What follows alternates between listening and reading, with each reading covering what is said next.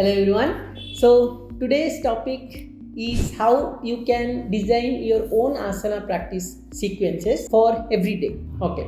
So majorly we are focusing here only on hatha yoga practices, not ashtanga vinyasa or power yoga or any other that sort. If you are following any other practices such as ashtanga vinyasa or power yoga, then please follow as it is. Don't mix and match with hatha yoga practice. Okay. This practice, how I'll be guiding you. It will take hardly 45 minutes to 1 hour. So if you feel it is less, you can divide into morning or evening, or you can divide this as morning half an hour, evening half an hour as well. Okay, we are focusing only on asana part, so don't get confused with pranayama meditation or any other aspects of hatha yoga. We are only focusing on hatha yoga, yogasana practice. Okay. You can segregate your asanas for every day in considering two factors. One is either it should be strength based or mobility and flexibility. Okay, mobility and flexibility, two different things. Don't get confused and mix it up. I'll describe the difference between mobility and flexibility in some other video. As of now, we'll keep it in one box. Mobility, flexibility, one kind of asanas. Strength, another kind of asana. Second, you have to segregate all these asana in 5 types, such as 5 body positions type. One is standing, another is intermediate, another is sitting, another is prone, another last one is supine posture. So now it is very clear, 5 different position of your body, majorly divided in 2 parts, that is strength and mobility, flexibility. So if you remember this kind of segregation of your asana, then it will be very easy for you to practice. In hatha yoga, we hold the asana maximum time possible. So suppose you can hold for 30 seconds, challenge yourself and take it to 45 seconds. So I will be considering here average 2 minutes each asanas only. So some asanas you can hold little longer, some asanas you can't hold even 2 minutes. So reduce it to 1 minute or 30 seconds as per your comfort. So let's discuss how we can segregate these asana based on above categories. Okay. So when you are focusing on standing asanas, majorly it focus on our leg strength, and if you focus on flexibility, it focus on our hamstring stretches and little bit of shoulder stretches. Majorly these two. If you go for inversion, such as in standing position also, if you are going for handstand, then only it will come for shoulder strength, or you can say little bit of lateral muscle strength.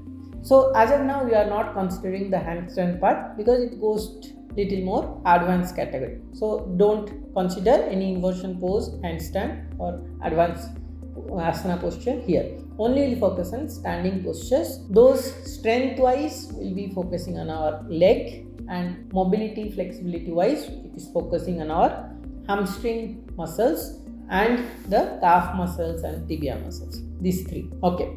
Let's segregate quartal asanas you can consider in these 2. So if you consider strength wise, then you can take balancing such as Vrikshasana or Virabhadra 3. These 2 are the major asana. I'll keep it very minimal so that you won't get confused with many asanas number. Hardly 2 or 3 asana will take from each section. Okay. Standing, what I told, remember, include any balancing asanas. Why you should include balancing asana, I have explained in previous videos. 1. That will focus on your balance as well as strengthening the legs. Second one, for mobility and flexibility, include one forward bending asana in standing posture, such as Uttanasana or Padhastasana. Along with that, if you have time, then repeat Surya Namaskar or any other sequences in standing asana itself, such as Virabhadrasana, or you can consider sometimes just stretching your hands up, that is Uttanasana. These 2 you should include. Second kind of asana or second body posture kind is intermediate, the squat pose. So those asanas will come when you are touching your knees and one knee is up in this position of your body, neither sitting nor standing.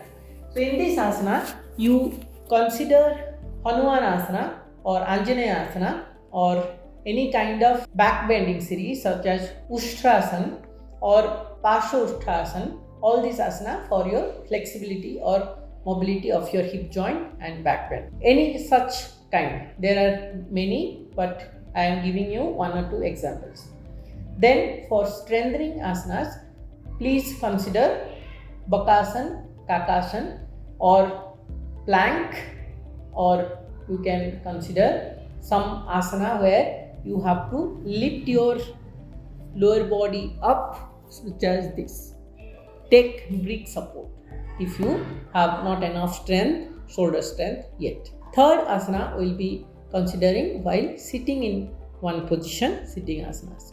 So in this asana, you consider sitting in Vajrasana or Sukhasana. First, for flexibility or mobility, again I will consider little bit of Paschimottanasana or any forward bending asana, such as if you are not comfortable to perform Paschimottanasana, easier version is Janusrisasana, or you can focus while it is very easy, Bhadra Konasana or Triyanga Pada Paschimottanasana, any other this kind of forward bending asanas. Okay, for flexibility or little bit working for your hip joints, you can follow Marichasana, any series, any asana, 4 majorly are there. So anyone suits for you the difficulty level, you can consider one. For strengthening, Utthali, like you are sitting in any Padmasana, then stretch your body up.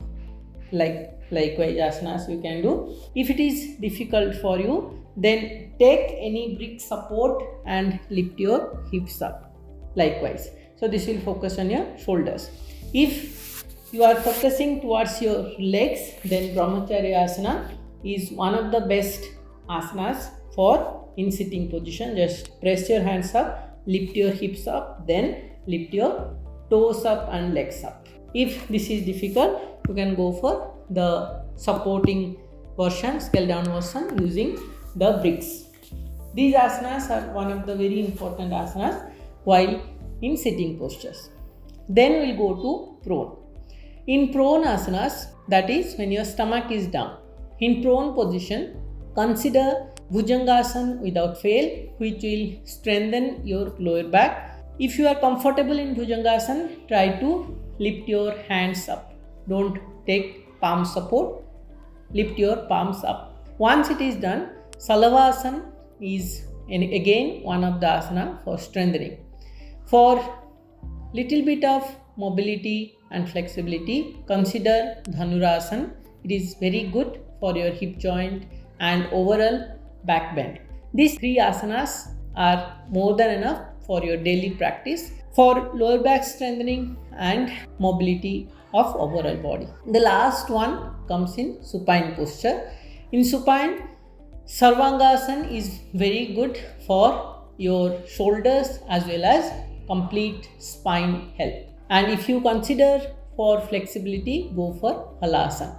At last, if you have time and if you can do, go for any inversion pose such as Chakrasana or Sirsasana. These 2 are very easy, or after little bit practice you can do it without any much effort. Little bit core strength needed for this. You should include core strengthening exercises along with all this, such as plank, elbow plank, or sometimes if you can, then go for Naukasana. These all major asanas I have explained. If you feel it is not enough or it is lesser, then add similar asanas. There are many similar asanas to this. So add similar asanas to your daily practice. If you feel same asana I can't perform every day, it is boring for me, then practice similar asanas or change asanas similar to this every day. So this is the basic format of your daily practice. You can add similar asanas daily.